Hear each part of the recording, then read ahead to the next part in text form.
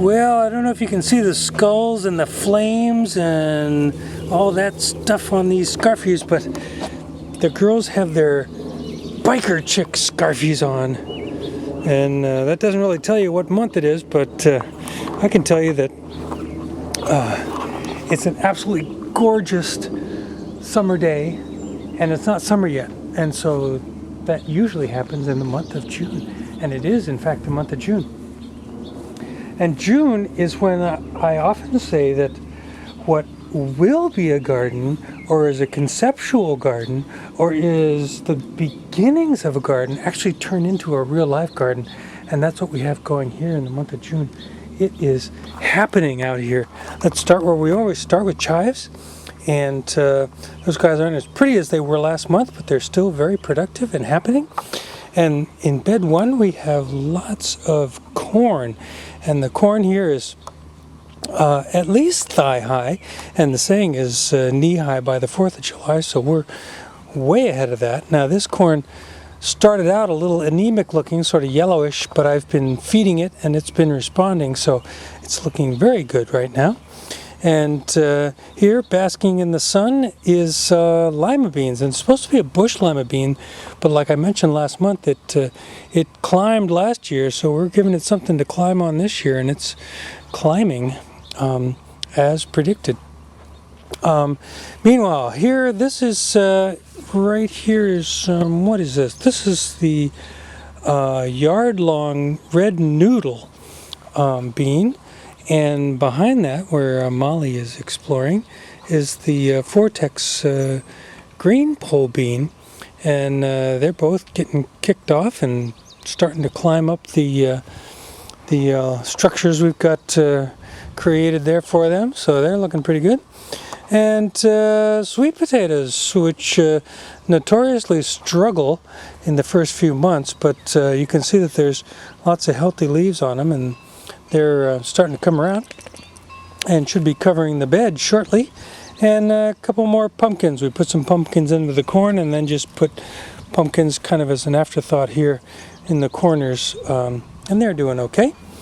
Meanwhile, this is our second planting of radishes, and you can probably see here, there's a pretty good looking one there, and another pretty good looking one there. We'll pull a bunch of those tonight. There's a nice one. And we're pretty much done for those guys, I think. Here's a lighter variety. This is an Easter egg mix, and I kind of like them because it's a nice variety, and they all grow pretty well.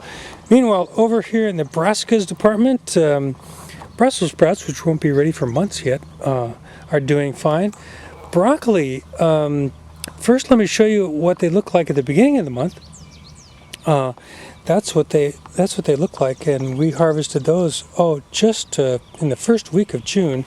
And then now, if you look out here, you can see I've let these go a little bit too long. They're almost kind of flowering, but they haven't flowered yet. So I'm going to cut all those tonight, and they should be pretty good still.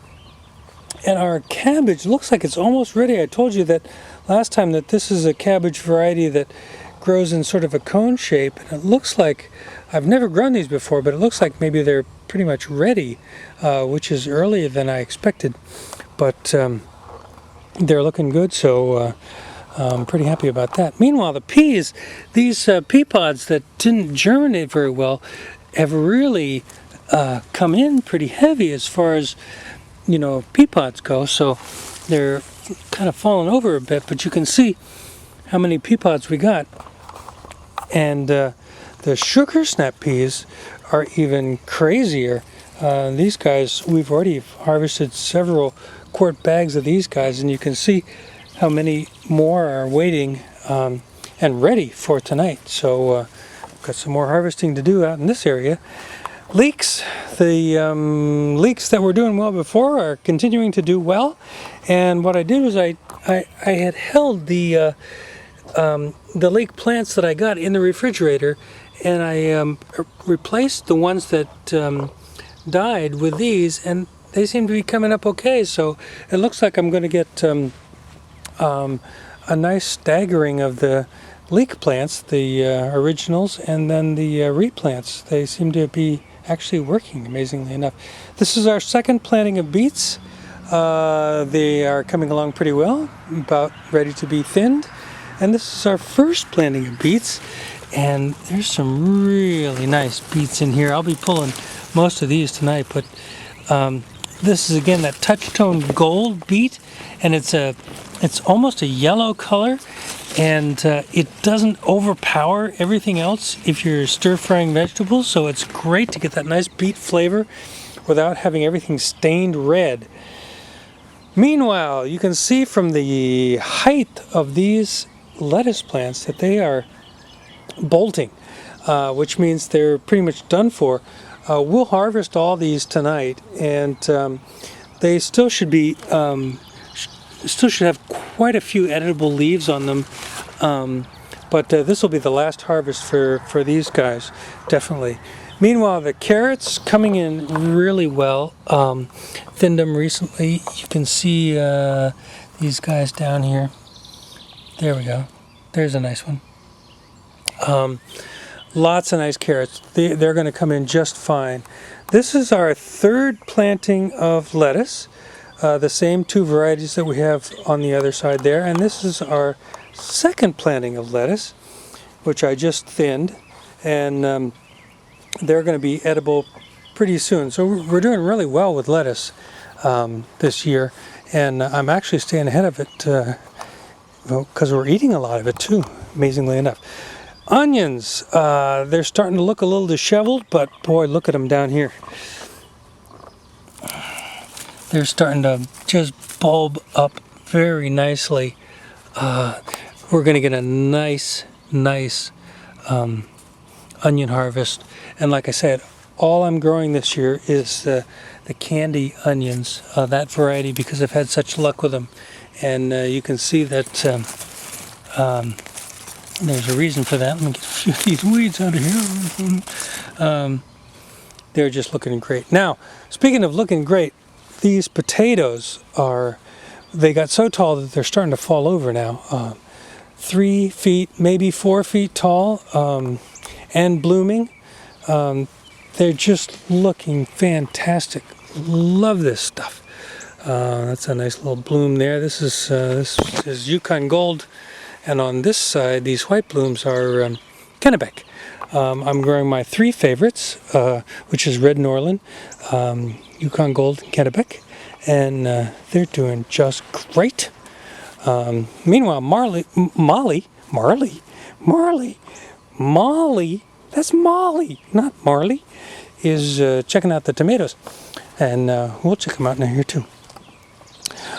This is a giant variety of tomato, and you remember last time the tomatoes looked a little leggy and anemic. Not so anymore. They are caged and responding excellently to the feeding that we have been giving them. This is, I can't remember what variety this is, but this is the mid-sized tomatoes. And these are the Juliet tomatoes, our favorite tomato out here in Marvin Gardens. And you can see all of them are just at the 3rd rung, which means 3 feet tall, on the tomato cages.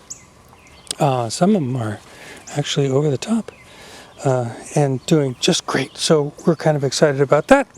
Meanwhile, down here in the pepper department, we've got peppers. This is, I think these are called Ace, and these are called Carmen's. And as you can see, we've already got some peppers happening there. That's a nice one that we'll harvest probably tonight. And oh golly, I forget what variety this is. You know, when you grow so many, you forget. But I'll tell you next time.